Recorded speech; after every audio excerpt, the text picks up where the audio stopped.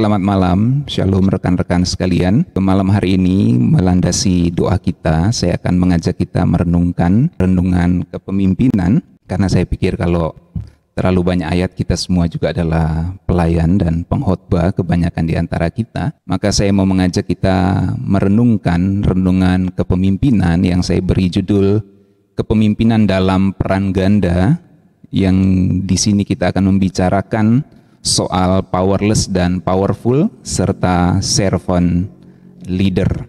Ini yang dimaksud peran ganda di sini. Jadi bukan kepribadian ganda, tetapi kepemimpinan yang memiliki peran ganda. Kapan dia harus servant, kapan dia harus leader, kapan dia powerless, dan kapan dia powerful. Mari simak renungan singkat ini. Kepemimpinan adalah perjalanan yang kompleks dan dinamis, terutama ketika seseorang berada dalam posisi di mana dia harus memimpin dalam satu konteks dan mengikuti dalam konteks yang lain. Menjadi pemimpin dalam satu konteks dan menjadi bawahan atau pengikut pada konteks yang lain.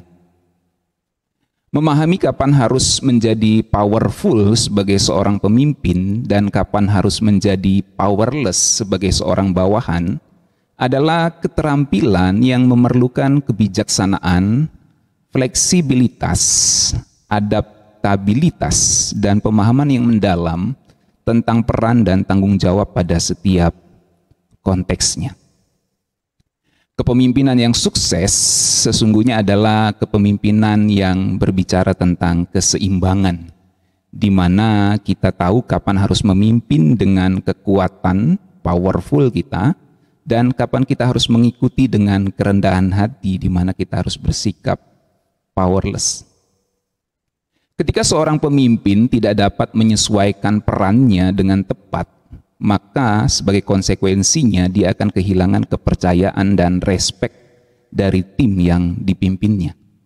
Pemimpin yang selalu ingin mendominasi bisa dianggap otoriter dan tidak peka terhadap kebutuhan tim.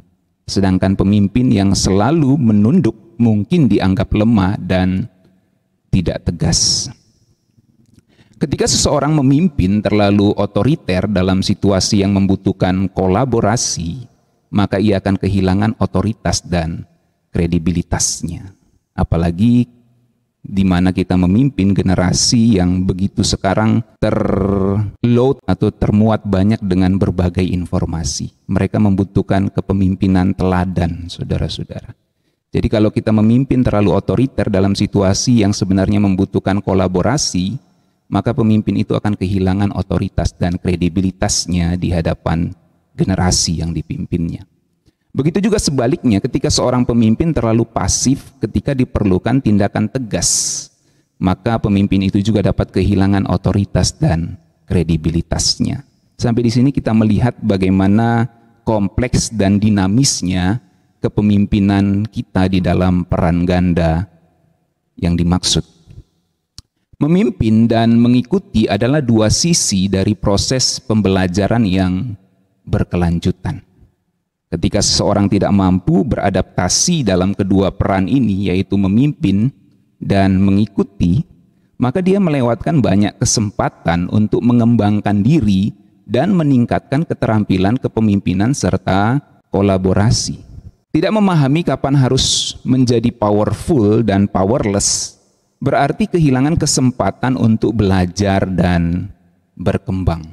Sebab setiap peran dalam kepemimpinan itu akan memberikan pelajaran yang berharga ketika kita powerful maupun ketika kita powerless, ketika kita penuh kekuatan sebagai pemimpin maupun ketika kita penuh kerendahan hati sebagai seorang pengikut. Itu semua memberikan pelajaran, memberikan kesempatan untuk kita berkembang. Sebab setiap peran di dalam kepemimpinan kita itu memberikan pelajaran yang berharga.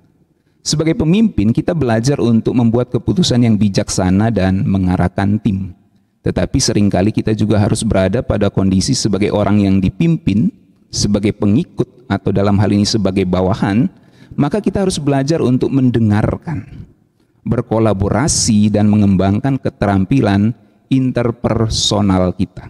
Ada banyak pemimpin yang susah menjadi pendengar, dan ini merupakan kerugian bagi pemimpin tersebut. Dalam perjalanan kepemimpinan, penting bagi kita untuk terus belajar dan beradaptasi. Kita harus memahami kapan harus mengambil kendali sebagai seorang leader, dan kapan kita harus memberikan ruang bagi orang lain untuk memimpin. Dengan kebijaksanaan, fleksibilitas, dan pemahaman yang mendalam tentang peran kita sebagai servant leader yang memiliki powerful maupun powerless pada sisi yang lain, kita dapat menjadi pemimpin yang efektif dan bawahan atau orang yang dipimpin yang berharga, yang dapat dimintai pendapatnya bukan hanya sebagai pemimpin, tetapi sebagai orang yang dipimpin.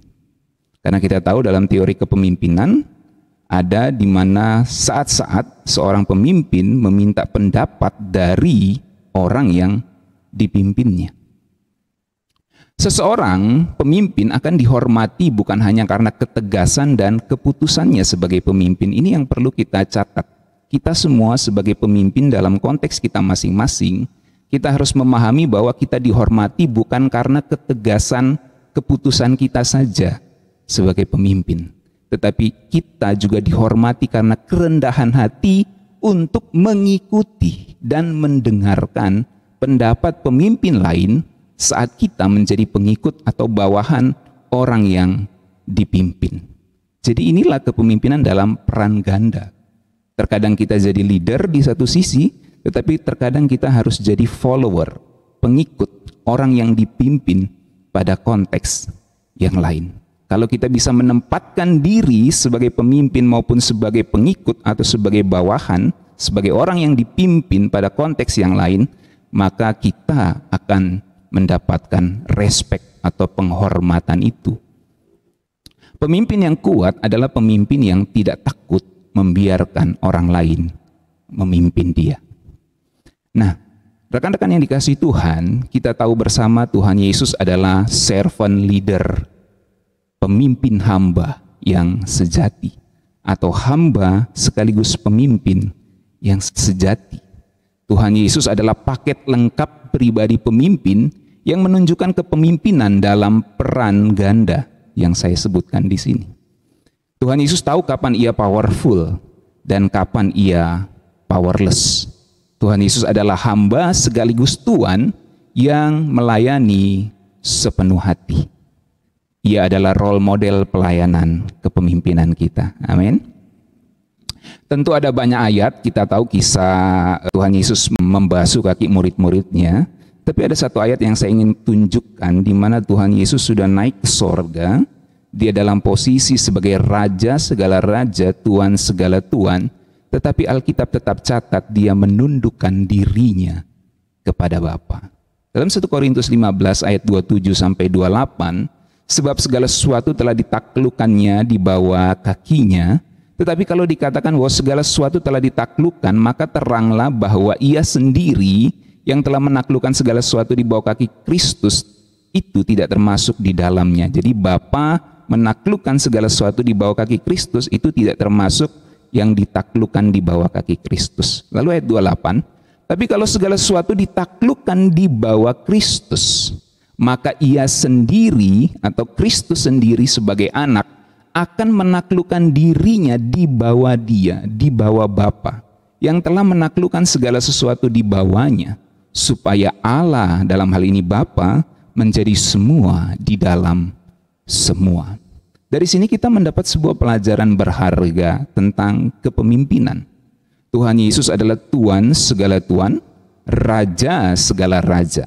Namun ia juga belajar menundukkan dirinya kepada Bapa. Ini posisi sudah pemuliaan, bukan perendahan, bukan humility lagi, tapi glorify, sudah pemuliaan, ya. Tetapi dalam pemuliaannya, bukan dalam pengosongan diri lagi, tetapi di dalam full kemuliaannya, dia pun tetap merendahkan dirinya, menundukkan dirinya kepada Bapa. Padahal posisinya kitab Wahyu katakan dia Tuhan segala Tuhan, Raja segala Raja. Nah, apa yang kita bisa pelajari dalam kepemimpinan Tuhan Yesus ini? Dari kepemimpinan Tuhan Yesus kita belajar bahwa seorang pemimpin akan dihormati bukan hanya karena ketegasan dan keputusannya sebagai pemimpin, tetapi juga karena kerendahan hati untuk mengikuti dan mendengarkan pendapat pemimpin lain saat ia menjadi pengikut, bawahan, atau orang yang dipimpin. Dari kepemimpinan Tuhan Yesus kita belajar bahwa pemimpin yang kuat adalah pemimpin yang tidak takut membiarkan dirinya dipimpin oleh orang lain. Pada konteks saat dia menjadi pengikut tentunya. Dari kepemimpinan Tuhan Yesus kita belajar kepemimpinan dalam peran ganda. Kapan harus memimpin dengan kekuatan, powerful sebagai leader, dan kapan kita harus mengikuti dengan kerendahan hati, powerless sebagai seorang pelayan, seorang servant.